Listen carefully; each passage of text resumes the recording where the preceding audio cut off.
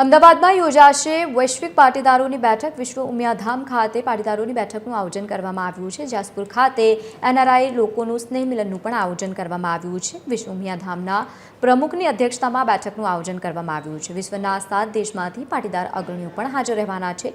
લંડનના hero શહેરના mayor Anjana Patel પણ ખાસ ઉપસ્થિત રહેશે। અમેરિકાના ઉમિયાધામ શિકાગોના પ્રમુખ પણ ઉપસ્થિત રહેવાના છે અને બ્રિટનના કેપી સેન્ટરના સેક્રેટરી પણ આ બેઠકમાં સામેલ થશે।